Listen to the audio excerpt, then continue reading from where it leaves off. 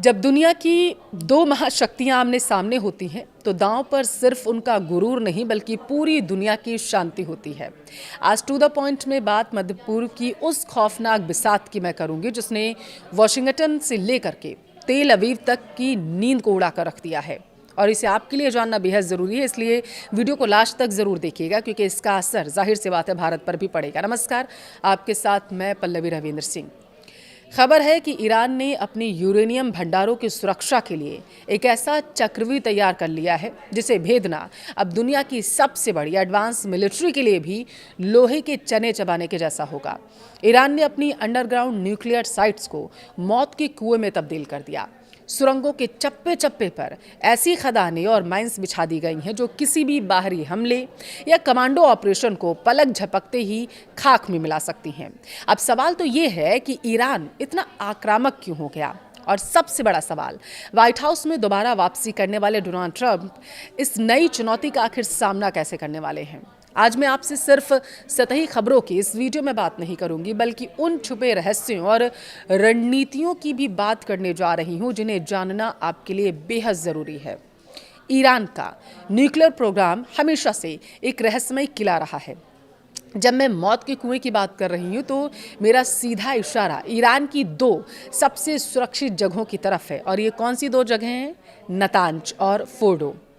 Fordow facility की एक पहाड़ के अंदर 80 से 100 मीटर की गहराई में स्थित है और अमेरिका के पास मैसिव मार्डेंस पेनिट्रेटर या फिर GBU-57 जैसे शक्तिशाली बंकर बस्टर बम हैं जो ज़मीन के बहुत अंदर तक तबाही मचा सकते हैं। और हमने देखा भी है इससे पहले ईरान में किस तरीके का उसने तांडव मचाया। अब देखिए, ईरान यह बात बहुत अच्छी तरीके से जानता है, इसलिए उसने सिर्फ पहाड़ों की गहराई पर निर्भर रहने के बजाय अब एक्टिव डिफेंस मैकेनिज्म अपनाना शुरू कर दिया है। अब नई रिपोर्ट में क्या दावा किया गया वो जानिए। नई रिपोर्ट्स और सैटेलाइट डेटा यह इशारा कर रहा है कि ईरान ने इन सुरंगों के नेटवर्क में भारी मात्रा में लैंडमाइंस और एडवांस एक्सप्लोजिव ट्रैप्स बिछा दिए थे। इसका सीधा मतलब क्या है? इसका मतलब ये है, अगर अमेरिका या इजराइल कोई भी हवाई हमला करता है या फिर इजराइल की खुफिया एजेंसी मोसाद अपने कमांडो भेजकर कोई ग्राउंड ऑपरेशन करने की कोशिश करती है, जो खैर वो करती ही रहती है, तो यह पूरा का पूरा नेटवर्क एक विशाल बम की तरह फट जाएगा। दुश्मन अंदर घुसेगा तो सही इस सुरंग में, लेकिन जिंदा वापस लौटेगा या नहीं इसकी कोई गारंटी नहीं है क्योंकि ईरान ने इसकी पूरी तैयारी करके रखी है। अब आपको समझाते हैं कि ईरान आखिर बचाना क्या चाहता है इन सुरंगों के जरिए, क्योंकि आपके लिए जानना ज़रूरी है। ईरान लगातार अपनी बात पर अड़ा हुआ था। इस सबके बीच युद्ध विराम की घोषणा ट्रंप की तरफ से की गई, लेकिन ईरान अभी भी कुछ ऐसी चीज़ें हैं जिन्हें सपोर्ट कर रहा है, बचाना चाहता है, छिपाना चाहता है। सवाल ये कि किसकी नज़र से और क्यों। इंटरनेशनल एटॉमिक एनर्जी एजेंसी की रिपोर्ट्स लगातार या चीख चीख कर कहती रही हैं कि ईरान ने लगभग 60% शुद्धता वाले यूरेनियम का एक बड़ा भंडार जमा कर लिया था और अमेरिका इसी का विरोध कर रहा था। अगर आपको याद हो तो अमेरिका कह रहा था कि किसी भी कीमत पर यूरेनियम का इस्तेमाल नहीं करने दिया जाएगा ईरान को। अब 60% दावा किया जा रहा है कि रिपोर्ट में ईरान ने जमा कर रखा था। अब इसका मतलब क्या होगा वो मैं आगे आपको समझाऊंगी। देखिए, विज्ञान की नज़र से अगर समझे तो सिविलियन इस्तेमाल जैसे बिजली बनाने के लिए सिर्फ 3 से 5% ही यूरेनियम की ज़रूरत होती है, लेकिन जब यह आंकड़ा 60% को क्रॉस कर जाए, जैसा दावा किया जा रहा था कि ईरान ने लगभग 60% तक यूरेनियम अपने पास इकट्ठा करके रखा हुआ है, तो वहाँ से 90% यानी वेपन ग्रेड यूरेनियम यानी परमाणु बम बनाने लायक तक का सफ़र कुछ हफ्तों या फिर शायद कुछ दिनों का ही रह जाता है। और यही वजह है कि अमेरिका लगातार ईरान पर नज़र बनाए हुए था और ईरान कह रहा था कि हम परमाणु बम बनाकर रहेंगे। इस सब के बीच ये रिपोर्ट्स चौंकाने वाली हैं। देखिए, अमेरिका लगातार यह दबाव बना रहा था कि ईरान अपना संवर्धन यानी कि जो यूरेनियम उसने इकट्ठा करके रखा हुआ है उसे रोक दे और इस यूरेनियम को सरेंडर कर दे, लेकिन ईरान ने झुकने के बजाय अपनी किलेबंदी और मजबूत कर ली है। यह कदम एक साफ संदेश है। देखिए, संप्रभुता से समझौता नहीं किया जाएगा, ईरान लगातार इस बात को कह रहा था। और जिस तरीके से पहले सीज़ फायर की घोषणा ट्रंप की तरफ से की गई, फिर ये ट्रंप की तरफ से कहा गया कि अब युद्ध रुक गया है, अब युद्ध नहीं होगा, हॉर्मुज़ स्ट्रेट में सब कुछ ठीक है। और इस सब के बीच सुरंगों में इस तरीके से माइंस बिछा देना, पूरा इंतज़ाम कर लेना कि अगर किसी ने ईरान की तरफ आँख उठा के देखा तो उसे निस्तानाबूद कर दिया जाएगा। ये दिखाता है कि ईरान अपनी संप्रभुता से कोई भी समझौता फिलहाल करने के लिए तैयार नहीं है। ईरान का यह चक्रव्यूह सिर्फ हथियारों का नहीं है, बल्कि यह एक साइकोलॉजिकल वॉरफेयर भी है। आप समझिए।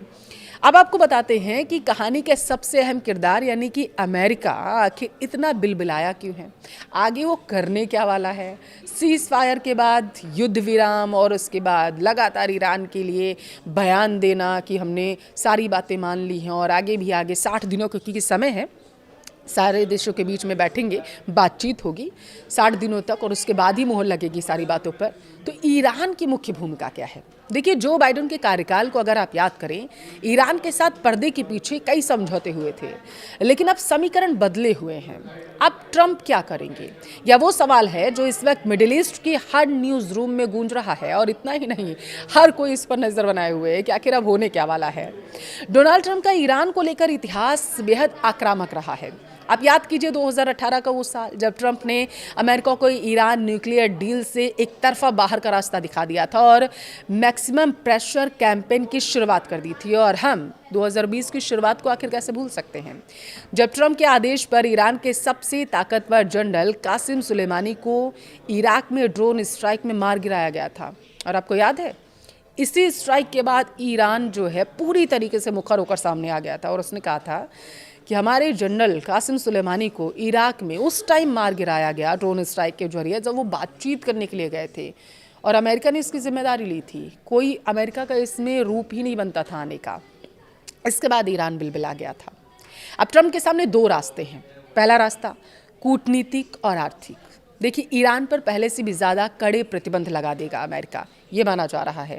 हालांकि वो बात अलग है कि जो डील्स हुई हैं, जो बातें हुई हैं, उसमें माना जा रहा है कि बहुत सारी ढीलें ईरान को दी जाएंगी। लेकिन पर्दे के पीछे क्या चल रहा है हमें वो समझना ज़रूरी होगा, क्योंकि अमेरिका इसके लिए मशहूर है। अमेरिका अपनी बातों से कब पलट जाता है इसे पता ही नहीं चलता। ये इसीलिए माना जा रहा है कि ईरान पर पहले से भी ज़्यादा कड़े प्रतिबंध लगा देगा अमेरिका, ताकि वो यूरेनियम जो उसने कलेक्ट करके रखा हुआ है उसका इस्तेमाल ही ना कर पाए, वो घुटनों के बल रेंगता ही रहे, वो अपने पैरों पर खड़े ना हो पाए। ये इंतज़ाम जो है अमेरिका करेगा। ईरान के तेल को निर्यात को पूरी तरीके से ब्लॉक कर दिया जाएगा ताकि उसकी अर्थव्यवस्था चरमरा जाए, उठ ही ना पाए। दूसरा रास्ता क्या है? सैन्य कार्रवाई। इजराइल को हरी झंडी देना या खुद अमेरिकी सेना के जरिए ईरान की न्यूक्लियर फैसिलिटी पर टारगेटेड अटैक अमेरिका कर सकता है या फिर इजराइल के जरिए करवा सकता है। लेकिन यहाँ ट्रंप के लिए एक पेच फंस चुका है। ये इतना आसान नहीं है, दो रास्ते जो मैंने आपको बताए हैं, पेच फंसा हुआ है। दरअसल ईरान की यह नई रणनीति जिसमें सुरंगों को माइनफील्ड बना दिया गया, सैन्य हमले के जोखिम को 100 गुना ज़्यादा बढ़ा देता है। कोई भी राष्ट्रपति, खासकर ट्रंप जो अमेरिका फर्स्ट की बात करते हैं, अपने सैनिकों को ऐसे मौत के कुएं में भेजने से पहले 100 बार सोचेंगे। इस मुद्दे को इजराइल के बिना अगर मैं आपको समझाने की कोशिश करूंगी तो बेकार होगा। इसलिए इजराइल को भी यहाँ पर समझना बहुत ज़रूरी होगा कि अब उसकी क्या भूमिका रहने वाली है और उसका अगला कदम क्या होगा। क्योंकि आपने गौर किया, युद्ध विराम हो गया, अमेरिका ने कह दिया युद्ध ख़त्म हो गया, नेतन्याहू ने कोई बयान दिया करके। देखिए, इजराइल के लिए एक न्यूक्लियर शक्ति वाला ईरान उसके अस्तित्व के लिए सबसे बड़ा खतरा है। अगर अमेरिका कदम पीछे खींचता है तो बहुत मुमकिन है कि इजराइल एक तरफा प्री एम्प्टिव स्ट्राइक कर दे। लेकिन ईरान ने भी अपनी तैयारी पूरी कर रखी है। अगर ईरान पर हमला हुआ तो वो चुप नहीं बैठेगा। ईरान दुनिया के तेल व्यापार के सबसे अहम रास्ते हॉर्मुज़ जल डबरूमद को ब्लॉक कर देगा। इससे पूरी दुनिया में पेट्रोल डीजल के दाम आसमान छूने लगेंगे। प्रॉक्सी वॉरफेयर लेबनान में हिजबुल्ला, यमन में हूती, इराक सीरिया में बैठे ईरान समर्थित लड़ाके, इजराइल और मिडिल ईस्ट में मौजूद अमेरिकी ठिकानों पर मिसाइलों की बारिश कर दी जाएगी।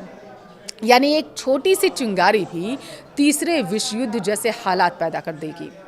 अब आगे क्या रहने वाला है? ईरान ने अपनी चाल क्या चल दी है? देखिए, उसने दुनिया को बता दिया है, कुल मिलाकर देखा जाए, कि वो अपनी परमाणु महत्वाकांक्षाएं जो उसकी थी उससे फिलहाल पीछे हटने वाला नहीं है। एक कदम भी पीछे नहीं हटाएगा। उसने रक्षा को ही अपना सबसे बड़ा हथियार बना लिया है। अब गेंद अमेरिका और डोनाल्ड ट्रंप के पाले में है। क्या वो आर्ट ऑफ द डील के तहत कोई नया और कड़ा समझौता करेंगे या फिर मध्य पूर्व एक विनाशकारी युद्ध की आग में झोंक दिया जाएगा? इस भू राजनीतिक शतरंज की हर चाल पर हमारी नज़र बनी हुई है।